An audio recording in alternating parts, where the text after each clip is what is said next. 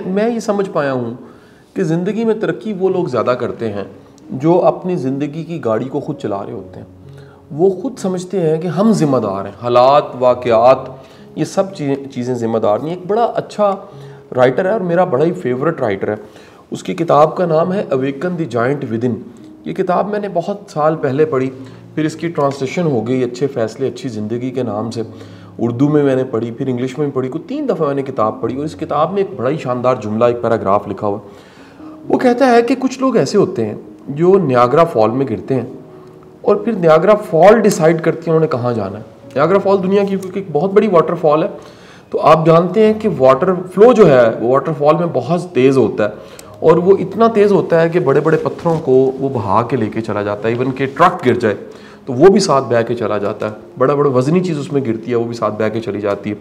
तो वो कहता ये है कि कुछ लोग हालात वाक़यात डिसाइड करते हैं उनके साथ क्या होना है, और ये वो लोग होते हैं जिन्होंने ज़िंदगी की ज़िम्मेदारी को कबूल नहीं किया होता। जैसे जैसे आप अपनी ज़िंदगी की ज़िम्मेदारी को कबूल करते हैं वैसे वैसे, जिस तरह एक ऐसी कश्ती जिसको चप्पू लगे हुए हैं, एक ऐसी वाटर बोट जिसके अंदर जो है ना जी वो मशीन कि ड्राइव करना है, मोड़ना है, किस तरफ जाना है, कहाँ जाना है, अपनी मंजिल का तयन कैसे करना है, उसमें होता है। बामुकाबला एक ऐसी वाटर बोट के जिसमें चप्पू नहीं है, जिसमें पटवार नहीं है, वो सामान चीज़ें नहीं है जिसके ज़रिए सिमत बननी है, डायरेक्शन बननी है और आखिरकार किसी मंजिल पे पहुंचना है। तो टोनी रॉबिन्स कहता है कि ज़िंदगी नाकाम उन लोगों की होती है जो वाटरफॉल में गिरते हैं और फिर कोशिश छोड़ देते हैं और हालात व वाक़यात पे छोड़ते हैं कि वो उन्हें कहीं लेकर जाए। तो कहते हैं जब हालात व वाक़यात पे आप छोड़ेंगे तो कोई लाजिम नहीं है कि आप कामयाब हों। शायद कोई एक दो ऐसी मिसालें हों जो बगैर कोशिश के किसी मकाम पे पहुंच गए और उन मिसालों को आप फॉलो नहीं कर सकते। ज़्यादातर दुनिया में ऐसे लोग हैं जिन्होंने अपने आप को हालात के हवाले किया, कोशिश करनी छोड़ी और आराम से बैठ गए और नतीजे के तौर पे वो नाकाम हो गए और इबरत की बेहतरीन मिसालें बन गए। मेरा आप सबको कहना है कि अपनी ज़िंदगी की जिम्मेदारी को कबूल करें। ये गाड़ी जो आप चला रहे हैं इसको खुद चलाएं, इसमें इर्द गिर्द के बैठे लोग डिसाइड ना करें। ज़िंदगी के लीन पैच आ जाते हैं। ऐसा हो सकता है कि अगर मैं इसे लाइन ड्रॉ करूं तो कभी वो जैसे हार्ट बीट ऐसे ऐसे करके दिख रही होती, तो कभी ऐसा हो सकता है कि आपका लीन पैच आ गया जिसमें आप थोड़ा सा डाउन हो गए। लेकिन हर वक्त ही आपका डाउन रहना और हर वक्त ही आपका जिस तरह इंटरनेट बैठ गया, अगर ये हर वक्त ही बैठे तो फिर सिस्टम नहीं चल सकता। सो मेरी आपसे गुजारिश ये है कि आप अपनी ज़िंदगी की जिम्मेदारी को कबूल करें। और हम सब जो पढ़ते हैं, लिखते हैं, कुछ करते हैं, उसकी बुनियादी वजह ये होती है कि हमें कोई कह रहा होता है, वालिद कहता है चलो स्कूल चले जाओ, हालात व वाक़यात में हमें कहीं पता लगता है जी इंजीनियर बनना चाहिए, कोई कहता है जी डॉक्टर बनना चाहिए, और इस तरह करते करते हम ज़िंदगी को आगे लेकर जाते हैं। लेकिन मेरा मानना यह है कि हमें खुद डिसाइड करना चाहिए, दूसरों से पूछने की बजाय, ज़िंदगी की जिम्मेदारी को कबूल ना करने की बजाय कबूल करते हुए खुद डिसाइड करना चाहिए कि हमें क्या करना चाहिए। सो दी फर्स्ट क्वालिटी कामयाब होने के लिए, और बिलखसूस जिस तरफ आप आने लगे हैं, आप ई कॉमर्स की फील्ड में आने लगे हैं और वर्चुअल असिस्टेंट बनने लगे हैं, मेरी आपसे रिक्वेस्ट है कि खुदारा इस जिम्मेदारी को कबूल कीजिए और ख़ुद सोचिए कि मैंने क्यों करना है और मेरी मंजिल क्या है। अब किसी भी नई चीज़ को करने के लिए सबसे अहम चीज़ जो है आपकी विल पावर। आप खुद एक इरादा कीजिए और उस एक विल पावर के ज़रिए आप एक ख्वाब ज़रूर देखिए, ऐसा ख्वाब जो आपको मोटिवेट करे। याद रखिएगा, मोटिवेशन के लिए मोटिवेशनल लेक्चर ना काफ़ी है, ये किक है जो इस लेक्चर के ज़रिए आपको मिल जाएगी। लेकिन आखिरकार आपको खुद मोटिवेटेड रहना है, और मोटिवेटेड रहने के लिए जो सबसे ज़रूरी चीज़ है वो विजन है, वो ख्वाब है। और अगर आपका अपना विजन नहीं है, आपका अपना ख्वाब नहीं है, आपने खुद से कुछ डिसाइड नहीं किया हुआ कि मैंने कहाँ पहुँचना है और मेरी मंजिल क्या है, तो फिर बहुत मुश्किल हो जाता है। मेरी आपसे रिक्वेस्ट है कि एक ख्वाब बना लीजिए, ऐसा ख्वाब जिसको आप दोहराएं, जिसको आप रिकॉल करें, जिसका तज़किरा करें, जिसको इमेजिन करें, जिसको तसव्वुरात की दुनिया में सोचें, तो आपकी मोटिवेशन जो है वो बढ़ना शुरू हो जाए। ऐसा ख्वाब जिसको देखने के बाद आपका जीने को दिल करे, कैसा ख्वाब जिसको पूरा होते देख के आपको यकीन हो कि अगर ये पूरा होगा तो इससे ना सिर्फ मेरी ज़िंदगी बदलेगी बल्कि मेरे साथ जुड़े लोगों की भी ज़िंदगी बदल जाएगी। वर्चुअल असिस्टेंट एक छोटा सा काम है। ई कॉमर्स की इतनी बड़ी दुनिया है जिसके अंदर कितने काम लोग कर रहे हैं, और उसमें से एक काम जो है वो वर्चुअल असिस्टेंट का काम है। और ये कह लीजिए कि किसी भी काम की जो ह्यूमन रिसोर्स होती है, बेसिक ह्यूमन रिसोर्स लेबर होती है, ई कॉमर्स की दुनिया की जो बेसिक ह्यूमन रिसोर्स है या वो लेबर है, वर्क फोर्स है जो काम करती है, उसे वर्चुअल असिस्टेंट कहते हैं। वर्चुअल असिस्टेंट कितने काम करता है, जब आप इसमें आगे बढ़ेंगे तो आपको पता लगेगा कि इतने काम है। कोई प्रोडक्ट हंटिंग कर रहा है, कोई कह लीजिए रीलेबल कर रहा है, कोई मार्केट कर रहा है, कोई कंटेंट को लिख रहा है, कोई मार्केट करना जानता है, कोई सेल करना जानता है, कोई खरीदना जानता है, कोई बायर को ढूंढ रहा है, कोई किसी को सर्विसेज दे रहा है, कोई आउटसोर्स हो रहा है, कोई फ्रीलांसर के तौर पे काम कर रहा है। कितनी इसमें सर्विसेज है। आपने देखना है कि आप इस छोटे से काम जहां से आगाज कर रहे हैं, छोटा सा काम हो लेकिन ख्वाब एंड पे बड़ा होना चाहिए। छोटा सा ख्वाब देखने में कोई अर्ज नहीं है, आखिरकार आपको एक बड़ा अंजाम और बड़ी मंजिल सोचनी चाहिए। आप दुनिया की रिकॉर्डेड हिस्ट्री निकाल के देखिए, आपके अपनी जिंदगी में होशो हवास में पिछले 20, 30, 40 सालों में कितनी ऐसी कामयाबी की कहानी होंगी जिसमें तने तनहा किसी ने सफर शुरू किया और वह सफर शुरू करने के बाद आखिरकार करते करते करते करते किसी बड़े मकाम और मंजिल तक पहुंचा। ईदी साहब सिर्फ कपड़े के 2 थान लेके सफर शुरू करते हैं, लेकिन जब दुनिया से जाते हैं तो 19 तोपों की सलामी के साथ जाते हैं। हकीम सईद साहब एक छोटा सा मतब बना लेते हैं, लेकिन दुनिया से जाते हैं तो उनकी यूनिवर्सिटी भी होती है और कितनी किताबें उन्होंने लिखी होती हैं, वो गवर्नर भी रहे होते हैं और कितने अहम ओहदों पे सर्व करते करते आगे जाते हैं। मलक मिराज खालिद जब अपनी जिंदगी शुरू करता है तो वो दूध बेच रहा होता है। वो लाहौर के गिरदो नवाज से दूध खरीद के लाहौर शहर में आके बेचता है और जिस घर में दूध देता है उस घर के मुकाबले में, उसी के मुकाबले में वो इलेक्शन लड़ता है और इलेक्शन जीतने के बाद आखिरकार एक ऐसा वक्त आता है वो वजीर आला बन जाता है और फिर कायम मकाम वजीर आज़म बन जाता है। तो ये सफर हमेशा छोटा होता है, पहला कदम हमेशा छोटा होता है, आगाज हमेशा छोटा होता है, लेकिन उस छोटे से आगाज से मेहनत करते, स्ट्रगल करते आखिरकार आपने एक बड़ी मंजिल को अचीव करना होता है। हम सब के सब मुश्किलों से, परेशानियों से बचना चाहते हैं। याद रखिएगा, जो भी मुश्किलों से, परेशानियों से, नाकामियों से बचता है वो कभी कामयाब नहीं हो सकता। कामयाब होने के लिए आपको ढेर सारी नाकामियां चाहिए और नाकामियों से सीखना भी चाहिए। मुझे हमेशा ये 2 मिसालें जो मैं अपने लेक्चर्स में भी कोट करता हूँ, दोहरा देता हूँ। पहली मिसाल हमेशा मैं देता हूँ कि एक छोटा सा कोकीन होता है जिसमें से तितली ने निकलना होता है।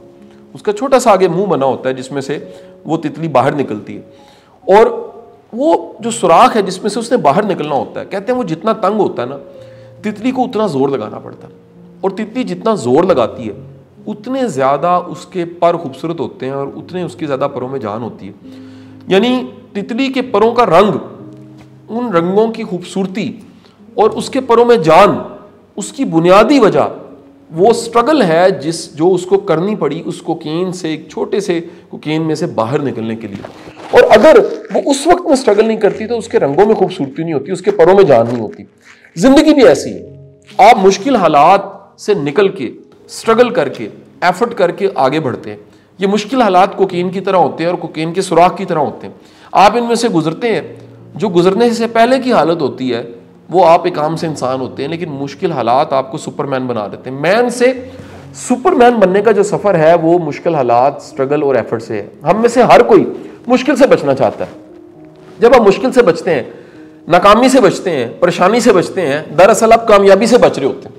कामयाब होने के लिए ढेर सारी मुश्किलें चाहिए और ऐसी मुश्किलें चाहिए जो आपको रिफाइन करें, आपको पॉलिश करें, आपका तज़किया नफ्स करें, आपकी जिंदगी की प्रायोरिटीज क्लियर करें, आपको ज्यादा प्रैक्टिकल बनाएं, आपकी जिंदगी में क्या करना है और क्या नहीं करना ये डिसाइड करना आसान हो जाए, आपकी लर्निंग बढ़ाएं, आपके अंदर एक मैच्योरिटी आ जाए, आप और जीनियस हो जाएं, आपकी कुव्वत फैसला और विल पावर बढ़ जाए। ये तभी मुमकिन है जब आप मुश्किलात में से गुजर के, बिल्कुल जैसे सोना भट्टी में जाने के बाद कुंदन बन जाता है, वो और महंगा हो जाता है, तो कुंदन बनने के लिए भट्टी में से गुजरना पड़ता है। हम में से हर शख्स जन्नत में जाना चाहता है लेकिन मरना नहीं चाहता। मरे बगैर जन्नत में नहीं जाया जा सकता। हम में से हर कोई शख्स जो खूबसूरत दिखना चाहता है वो पुराने वक्तों में खूबसूरत दिखने वाले टैटूज बनवा लेते थे और ऐसा टैटू बनवाते थे जिससे उनकी पर्सनैलिटी में और ज्यादा एक कशिश आए। तो किसी शख्स ने जो कि बुज़दिल था, उसने सोचा कि मुझे टैटू बनवाना चाहिए और टैटू भी शेर का बनवाना चाहिए क्योंकि शेर बहादुरी की अलामत है। लेकिन वो शख्स खुद बुज़दिल था। टैटू बनाने वाले के पास चला गया और उस टैटू बनाने वाले को उसने कहा कि मेरी कमर पे शेर बना दो। टैटू बनाने वाले ने सीख को, सलाई को गर्म किया, गर्म करने के बाद उसकी कमर पे लगाया। उसको दर्द हुई, इतनी दर्द हुई, उसने अल्लाह तौबा किया और कहा कि प्लीज ये क्या बना रहे हो। उसने कहा जी मैं शेर की खाल बना रहा हूँ। उसने कहा ये खाल छोड़ दो, बाकी शेर बना दो। उसने दोबारा सीख को गर्म किया, उसकी कमर पे लगाया, उसको दर्द हुई। उसने कहा ये क्या बना रहे हो। उसने कहा मैं शेर के दांत बना रहा हूँ। उसने कहा शेर के दांत छोड़ दो और बाकी शेर बना दो। तीसरी बार जब उसने सिलाई गर्म की और गर्म करने के बाद उसने लगाई तो उसे फिर दर्द हुई। उसने कहा आप क्या बना रहे हो? तो उसने कहा कि इस दफ़ा मैं शेर के पंजे बना रहा हूँ। उसने कहा पंजे छोड़ दो, बाकी शेर बना दो। उसने सिलाइयाँ फेंकी और कहा कि तुम शेर नहीं बन सकते। जो तकलीफ़ बर्दाश्त नहीं करता वो शेर नहीं बन सकता। जो मुश्किलों को बर्दाश्त नहीं करता वो बड़ा इंसान नहीं बन सकता। दुनिया के सब बड़े इंसान वो हालात की भट्टी से गुजर के कुंदन बने, वो हालात के रगड़े से, मुश्किलात से, एफर्ट से गुजर के बड़े इंसान बने। अगर आप कुछ करके दिखाना चाहते हैं, बड़ा इंसान बनना चाहते हैं, तो लर्निंग की मुशक्कत को बर्दाश्त करें। ये सीखने का सफ़र है। वर्चुअल असिस्टेंट का सफ़र जो है ये एक सीखने का सफ़र है, और इस सीखने के सफ़र को मुकम्मल करने के लिए रोज़ कुछ सीखना चाहिए। रोज़ एक थोड़ी सी इंप्रूवमेंट शुरू कर दें, अपने अंदर थोड़ी सी बेहतरी लाना शुरू करें, रोज़ कुछ सीखें, रोज़ अपनी स्किल को पॉलिश करें। मोहम्मद अली कले 21 साल के बाद उसका मुक्का इस काबिल हो जाता है कि वो रिंग में खड़ा होता है और सामने वाले को मारता है और सामने वाला गिर जाता है। कोई उससे पूछता है कि इस एक मुक्के को तुमने कैसे बनाया? उसने कहा इस एक मुक्के को बनाने के लिए मुझे 21 साल लग गए। बड़े बड़े राइटर, बड़े बड़े अदीब, बड़े बड़े शायर, उनकी तहरीर आप देखते हैं, वो तहरीर कितनी पढ़ी जाती है, उसके हवाले दिए जाते हैं, उसकी कटिंग संभाल के रखी जाती है। इकबाल के हाथ से लिखी हुई तहरीरें म्यूजियम्स में पड़ी होती हैं, लेकिन उस तहरीर के पीछे कितनी मुशक्कत होती है, कितनी एफर्ट होती है, कितनी रियाजत होती है, आप सोच नहीं सकते। आप किसी सिंगर का गाना सुनते हैं, आतिफ असलम का, अरिजीत सिंह का, किसी का भी गाना सुनते हैं, नुसरत फतेह अली खां का, आपको ये नहीं पता कि पीछे कितनी रियाजत होती है। वो रियाजत, मुशक्कत, मेहनत, वो स्ट्रगल, वो करते करते बंदा पॉलिश करता है और आखिरकार उस मकाम पे चला जाता है, उस लेवल पे चला जाता है जहाँ उसके बाद कामयाबी शुरू होनी होती है। तो ये कामयाबी को हासिल करने के लिए एक स्ट्रगल चाहिए। एक बड़ी शानदार किताब है आउटलायर के नाम से, मैल्कम ग्लैडवेल की, बड़ी फेमस किताब है। मैल्कम ग्लैडवेल कहता है कि किसी भी हुनर में महारत और महारत के जरिए अरूज हासिल करने के लिए 10,000 घंटे की मुशक्कत चाहिए। अगर आप 10,000 घंटे मेहनत करते हैं, मुशक्कत करते हैं, तो आप किसी बड़े मकाम को पा लेते हैं। लेकिन अगर आप 10,000 घंटे ज़िंदगी के उस काम को नहीं दे सकते तो आप तरक्की नहीं कर सकते। तरक्की करने के लिए आपको 10,000 घंटे देने चाहिए। अब आप 10,000 घंटों को अगर दिनों और घंटों, महीनों, सालों में कन्वर्ट करें तो कोई ज़्यादा साल नहीं बनेंगे। लेकिन आप देखिए कि हम सारी ज़िंदगी डंग टपाते हैं, गुजारे करते हैं, मेहनत नहीं करते। ऐसी मेहनत, दिल जान रूह से ऐसी मेहनत, जिसके बाद हम सुपरस्टार बन जाए, जिसके बाद हम अपनी फील्ड में यकता हो जाए, जिसके बाद हम यूनिक हो जाए। यूनिक होने के लिए, यकता होने के लिए, वन एंड ओनली होने के लिए आपको 10,000 घंटे हालात, मुश्किलें, स्ट्रगल की भट्टी में से गुजरना पड़ता है। हम सब के सब मेहनत करते हैं, फिर बड़े इंसान बनते हैं। हम सब के सब मुश्किलें बर्दाश्त करते हैं, फिर बड़े इंसान बनते हैं। दूसरी कहानी जो मुझे हमेशा फैसिनेट करती है, और ये इसको मैं कहीं कोट भी कर चुका हूँ, ये मेरी जिंदगी का आंखों देखा एक वाकया है कि बचपन में हम जब गाँव जाते थे तो गाँव से हमें कभी कभी मौका मिलता था अपनी ज़मीनों पे जाने का। बहुत ज़्यादा ज़मीनें नहीं थी, थोड़ी सी ज़मीनें थी, और वहाँ पर भी वो जो डेरा होता है उसको हम अपनी ज़ुबान में मैरा कहते थे। तो वो जो मैरा होता था वहाँ पर हमने किसी न किसी वर्कर को रखा होता था जो उसकी केयर टेक करता था, ज़मीनों की, फसलों की, क्योंकि कोई जानवर ना खा जाए।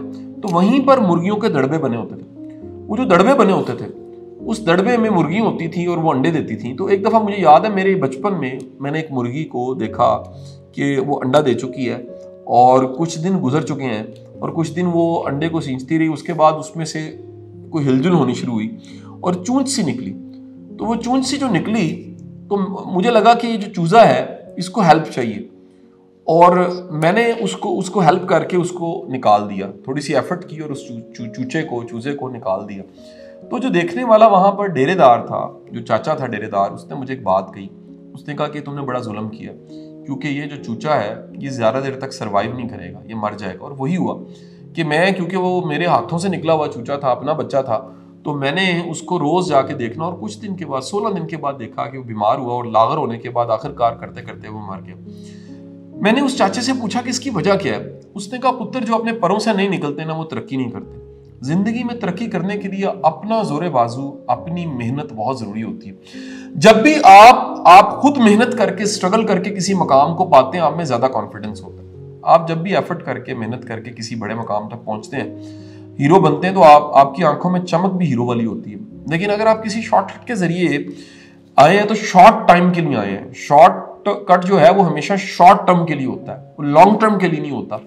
मजबूत होने के लिए बुनियाद का मजबूत होना बहुत जरूरी है। जो बुलंद बुलंद इमारतें आप देखते हैं, बड़ी बड़ी इमारतें आप देखते हैं, उनके जाके दामन में देखिएगा कितना ड्रिल करने के बाद, जमीन को खोदने के बाद उनकी बुनियादें बनाई गई हैं।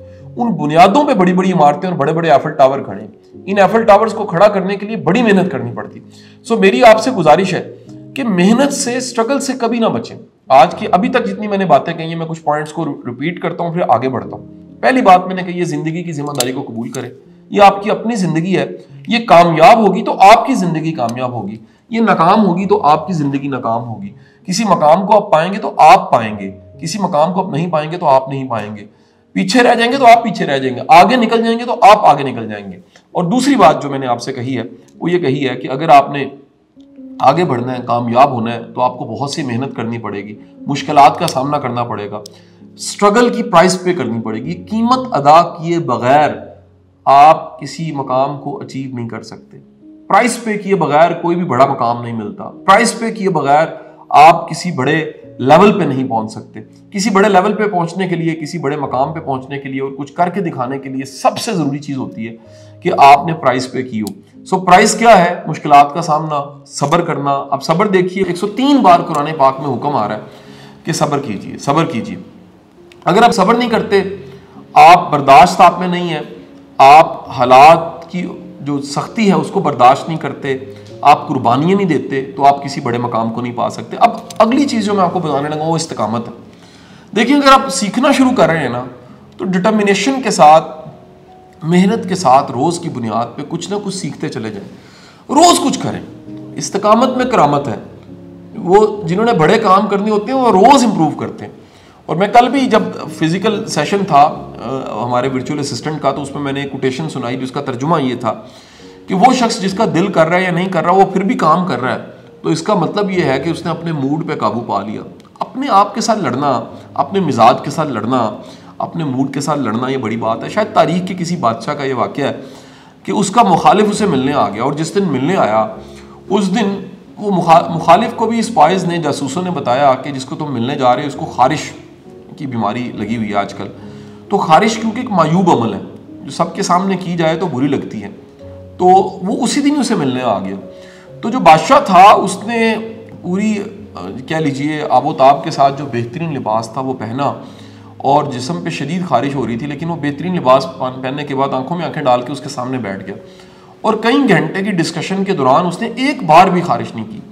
तो किसी ने उससे पूछा कि आपने एक बार भी खारिश नहीं की, हालांकि आपको शदीद खारिश की बीमारी, आज से कई सौ साल पहले का ये वाक़या है और शायद मुग़ल दौर का ही वाक़या है, तो ये आपने खारिश क्यों नहीं की?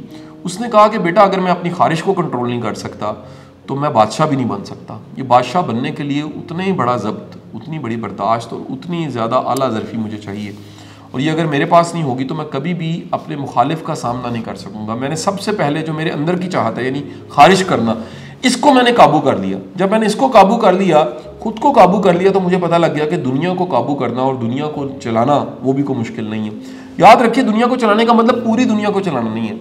एक दुनिया वो है जो आपके सामने है, आपके इर्द गिर्द हालात, वाक़यात, चीज़ें, इनको ड्राइव करना, अपने हालात को बदलना, ये बड़ा ज़रूरी है। मेरे एक बड़े अच्छे दोस्त हैं, वैसे तो मैं पामिस्ट्री के को बहुत हक में नहीं, और दीन ने भी बना फरमाया, लेकिन वो सेल्फ एक्चुअलाइजेशन को हाथ की लकीरों और उंगलियों के पोरों के साथ जोड़ लेते हैं। उन्होंने पिछले दिन बड़ी एक मज़े की इन्फॉर्मेशन दी। उन्होंने कहा कि जब एक बंदे की सोच बदलना शुरू होती है, मनफी से मुस्बत हो जाती है, ना शुक्रपन से शुक्रगुजारी की तरफ चली जाती है, तो ना सिर्फ उसके रवैये में तब्दीली आती है, उसके बिहेवियर में तब्दीली आती है, बल्कि उसकी हाथों की लकीरों में भी तब्दीली आ जाती है। फिर उन्होंने एक बड़ी शानदार बात बताई कि जितना ज़्यादा ज़िंदगी के अज़ाइम, लाइफ गोल्स और लाइफ मिशंस क्लियर होते जाते हैं, और जो काज ऑफ लाइफ है, जो on the meaning of life जब आप खड़े होते हैं, उतना ज़्यादा हाथ की लकीरों में क्लैरिटी आती है, और उतना ज़्यादा आप में इस्तिकामत, क्लैरिटी और एतमाद पैदा हो जाता है। आपका तवक्कल बढ़ जाता है, आपको यकीन आ जाता है कि ये रब जो है वो वहाँ से मुझे पालते पालते यहाँ तक लेके आया, तो इसके बाद भी उसने कोई ना कोई प्लान रखा होगा। हम सबकी स्ट्रगल की लाइफ है, आप सब ने स्ट्रगल की है, कोई ना कोई प्राइस पे की है, इस्तिकामत के साथ आप लगे रहे हैं, तो आज के दिन तक पहुंचे। अब जहां पहुंच गए, यहां से आगे जाने के लिए अपने 3 माह को ब्रैकेट लगा दीजिए और तय कर लीजिए कि अगले 3 माह आपने दिन रात एक करके कुछ करके दिखाना। आपने अगले 3 माह एफर्ट करनी है, आपने अगले 3 माह अपने पीछे नहीं हटना, आपने अगले 3 माह कमर बस्ता बांध के वर्चुअल असिस्टेंट का जो कोर्स आप कर रहे हैं इसमें दी बेस्ट बनना है। आपने अगले 3 माह आपने किसी किस्म का कंप्रोमाइज़ नहीं करना, गर्मी हो सर्दी हो मुल्क हालात कुछ भी हो जाए। ये जितनी क्लासेस आपको मिली हैं 12-15 क्लासेस और जितना बैकअप मिला है, आपको कई तरह की वीडियोस मिल जाएंगी, एक ग्रुप मिल जाएगा जिसमें एक पूरा इकोसिस्टम है, आपका कोई प्रॉब्लम है उसमें आप पुट कीजिए, आपको आंसर मिल जाएगा। वक्त के साथ साथ एनेबलर ने अपनी सर्विसेज को टॉप क्लास कर लिया, बहुत इंप्रूव किया और लोग अब बेशुमार सक्सेस स्टोरीज हैं। क्यों लगी हुई है सक्सेस स्टोरीज की, जिनको रिकॉर्ड करना हमें पड़ता है और हमें पड़ता है कि सादा सादा लोग जो है गांव से उठ के किसी कस्बे से उठ के वो एफर्ट करनी शुरू करते हैं और अपनी जगह इस नई फील्ड में ई कॉमर्स की दुनिया में बना लेते हैं। सो मेरी आपसे रिक्वेस्ट है कि भरपूर एफर्ट कीजिए, मेहनत कीजिए और किसी नए मकाम को पा लीजिए। याद रखिएगा मंजिलें भी 2 तरह की होती हैं। एक मंजिलें वो होती हैं जिनको आप तलाश करें और एक मंजिल वो होती है जो आपको तलाश कर रही है। सो ऐसी मंजिल जो आपको तलाश कर रही है वो आपका नसीब है, वो मिलना ही मिलना है। लेकिन कुछ मंजिलें ऐसी हैं जिनके लिए आपको एफर्ट करनी पड़ती है। याद रखिएगा कुछ मंजिलें ऐसी भी हैं जिनके लिए कुछ तैयारी चाहिए होती है और उस तैयारी के बाद उस मंजिल ने आप तक खुद आ जाना होता है। जैसे मकनातीस की कशिश होती है, जैसे मकनातीस का एक मैग्नेटिज्म होता है। आपकी खास तैयारी के बाद जिस तरह वो मकनातीस के हाले में उसकी मैग्नेटिक फील्ड में कुछ चीज़ आती है तो अट्रैक्ट हो जाती है, बिल्कुल इसी तरह आपकी एक तैयारी होती है, स्ट्रगल होती है, एफर्ट होती है और उसके बाद चीज़ों ने चल के आपके पास आना होता है। मेरी दुआएं हैं आपके साथ कि अल्लाह ताला आपको ऐसा बनाए कि कामयाबियां आपके कदम चूमें। मेरी दुआएं हैं कि अल्लाह ताला आप में ऐसी काबिलियत पैदा करे कि ढेर सारी अपॉर्चुनिटीज़ आपके पास आने लग पड़े। और मेरी ये भी दुआएं हैं कि जिस तरफ आप जा रहे हैं इस तरफ आपकी सेल्फ इंप्रूवमेंट भी हो, सेल्फ लर्निंग भी हो और एक नया मकाम आप पा सके। अगला पॉइंट बड़ा इंपॉर्टेंट है जिसको आपने समझना है। The next point is that मैंने पिछले 2 सालों में जब से मैं ई कॉमर्स की प्रमोशन की तरफ आया हूँ और सबसे ज़्यादा Qasim Ali Shah foundation e commerce को प्रमोट कर रही है, तो हमें पता लगा कि इस ई कॉमर्स की फील्ड में लोगों के अंदर एथिक्स नहीं है। आप अगर किसी को कुछ सर्विस दे रहे हैं तो डिलीवर कीजिए, आपने वादा किया है तो उसे पूरा कीजिए, आप अपने कमिटमेंट अपनी वफादारी को हमेशा कायम रखिए, आप नुकसान करवा लीजिए अपनी क्रेडिबिलिटी ख़राब ना कीजिए। हमेशा ये याद रखिए कि वो लोग जो अपने इमेज को, अपनी क्रेडिबिलिटी को, अपनी प्रोफेशनल सर्विसेज को कायम रखते हैं वो तरक्की करते रहते हैं और वो सब लोग जो वक्ती फ़ायदा देखते हैं लॉन्ग टर्म नहीं सोचते वो पीछे रह जाते हैं। सो इसमें आपको एथिक्स, फिर साथ ही साथ एथिक्स का मतलब ये है कि काम को पहले समझें ज़रूर। हम में से जितने लोग जल्दबाज होते हैं, फिर अगेन वो 103 बार सब्र का हुक्म क्यों है, क्योंकि सब्र के ऑपोजिट जो वर्ड है या अमल है वो बेसब्रापन है और वो जल्दबाजी है। और जल्दबाजी का सबसे बड़ा नुकसान ये होता है कि सम टाइम आपने किसी काम को समझा ही नहीं होता और बगैर समझे आप कमिटमेंट कर देते हैं कि मैं कर दूंगा और वो काम फिर आपसे होता नहीं है। अगर आप उस काम को करना चाहते हैं जो आपको कस्टमर देगा, जो क्लाइंट्स देंगे, जो लोग देंगे, तो मेरी आपसे रिक्वेस्ट है कि फर्स्ट ऑफ ऑल अंडरस्टैंड करें, उसको समझें ज़रूर, उसको पहले समझें कि ये है क्या और इसको किस तरह से डिलीवर करना है और जो मैं वादा कर रहा हूँ मैं पूरा कर सकता हूँ, इतने टाइम में मैं डिलीवर भी कर सकता हूँ कि नहीं कर सकता। आपके सामने साकिब अजहर साहब की कहानी है, आपके सामने खुरम साहब की, फैसल साहब की कहानी है। एक आम से घर से शुरू करते हैं अपनी ज़िंदगी को, मुस्लिम टाउन के काम से घर से इनकी कहानी शुरू होती है। फिर ये बाहर चले जाते हैं, वहाँ पढ़ते भी हैं, वहाँ जॉब्स भी करते हैं, छोटी छोटी जॉब्स भी करते हैं और फिर ई कॉमर्स की तरफ आते हैं और इसमें आके छा जाते हैं और फिर पाकिस्तान का इतना बड़ा ब्रांड एनेबलर लॉन्च कर देते हैं।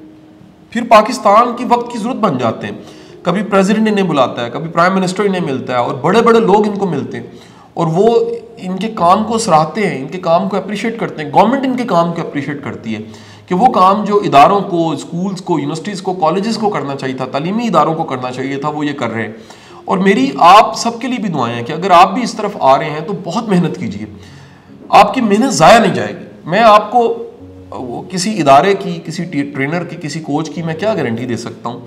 एक बात की मैं आपको गारंटी दे सकता हूँ और जो मेरा अपना लाइफ का एक्सपीरियंस है, और वो गारंटी क्या है कि जो आप मेहनत करते हैं वो किसी ना किसी शक्ल में उसका एक आउटकम ज़रूर होता है। सम टाइम वो आउटकम होता है जैसा आप चाह रहे हैं और मोस्ट ऑफ द टाइम मेरा ख्याल है कि उसकी शक्ल वो नहीं होती, उससे बेहतर शक्ल होती है। अल्लाह का निज़ाम रहमत का निज़ाम है, उसमें रहमत, करम और फजल किसी न किसी शक्ल में रिटर्न ज़रूर होता है और हमें खबर ही नहीं हो रही होती कि कहाँ से हमने सीखा है और क्या मेहनत की है और कहाँ कहाँ उसको हम पे बैक कर रहे हैं। मेरी ज़िंदगी का अपना आगाज़ ट्यूशन पढ़ाने से हुआ होगा, लेकिन आज मैं जिस शक्ल में काम कर रहा हूँ उसकी बुनियाद कहीं ट्यूशन में पड़ी हुई है, वो ट्रेनिंग में पड़ी हुई है, कोचिंग में पड़ी हुई है, वो चंद बच्चों को पढ़ाने में पड़ी हुई है। तो आगाज़ बेशक छोटा सा हो, ख्वाब बड़ा होना चाहिए। ख्वाब इतना बड़ा हो जिसके बारे में मैंने बात की, को मोटिवेट करे आपको। आप पीछे ना हटें, आप लगे रहें, आप डटे रहें और आप डिसाइड कर लें कि मैंने पीछे नहीं हटना, कुछ करके दिखाना। सो आप सब जो यहाँ मुझे सुन रहे हैं और मुझे फॉलो कर रहे हैं, ये बेसिक सारे पॉइंट्स मैंने आपको बता दिए और मैं ये भी उम्मीद करता हूँ कि कमिंग डेज में कोई क्लास आप मिस नहीं करेंगे, साथ साथ चलते जाएंगे। मेरी ये भी आपसे रिक्वेस्ट है, नेबलर की टीम से भी मेरी रिक्वेस्ट होगी कि वो सारे लेक्चर जो पिछले वर्चुअल असिस्टेंट के मेरे लेक्चर्स हैं उनके लिंक्स भी यूट्यूब पे, नेबलर के यूट्यूब चैनल्स पे भी शायद पड़े होंगे और मेरे यूट्यूब चैनल पे पड़े होंगे, प्लीज़ वो भी शेयर कर दीजिए। साथ ही साथ मैं दुआ करता हूँ कि आप एक नए सफ़र का आगाज़ कर रहे हैं, अल्लाह ताला आपको ढेर कामयाबियाँ अता फरमाए, अल्लाह ताला आपको दिन दुगनी रात चुगनी तरक्की अता फरमाए और अल्लाह ताला आपको पूरी उम्मीद रखे, सब्र करने वाला, इस्तकामत वाला, स्ट्रगल वाला, मुस्बत इंसान रखे। और आप ये भी आज दुआ मांग लीजिए कि जब आप कामयाब होंगे तो आप अपनी कामयाबी में दूसरों को शामिल करेंगे। ये कामयाबी आप तक महदूद नहीं रहनी चाहिए, आपकी कामयाबी में दूसरे लोग शामिल होने चाहिए। सो मैं दुआ गो हूँ कि आप कामयाब हों तो आपसे जुड़े हुए सब लोग कामयाब हों। मैं जब छोटा था तो मैं दुआ किया करता था अल्लाह ताला से और वो अल्लाह ने कबूल कर ली दुआ कि या बारी ताला जब मैं कामयाब हो जाऊँ, तरक्की करूँ, किसी मकाम को पालूँ तो मेरे से हर जुड़े बंदे को किसी न किसी तरह नफ़ा होना चाहिए। अल्हम्दुलिल्लाह रब्बिल आलमीन। आज मैं अल्लाह का शुक्र अदा करता हूँ, शुक्र अदा करता हूँ इस बात का कि मेरे साथ जितने लोग जुड़े हैं, जो मैं उनके लिए कर सकता हूँ मैं ज़रूर करता हूँ। और मेरे साथ कितने लोगों का रोज़गार जुड़ा हुआ है, कितने लोगों की दुआएं जुड़ी हुई हैं, कितने लोग मेरे इल्म से, मेरे लेक्चर से, मेरी चीज़ों से फ़ायदा उठा रहे हैं। जब आप बड़ा सोचते हैं तो छोटे छोटे काम खुद ही हो जाते हैं। हमारा प्रॉब्लम हम छोटा सोचते हैं और मैं छोटे सोचने को जुर्म समझता हूँ। छोटा सोचना जुर्म है। अल्लाह का रहमत का निज़ाम है और रहमत के निज़ाम में मतलब ये है हमें बड़ा सोचना चाहिए, खैर सोचनी चाहिए, मुस्बत सोचना चाहिए, अल्लाह पे तवक्कल करके बड़ा सोचना चाहिए, अपनी औकात को देख के नहीं सोचना चाहिए, उसकी शान को देख के सोचना चाहिए। Wish you best of luck जी, मेरी दुआएं, बहुत बहुत शुक्रिया, थैंक यू।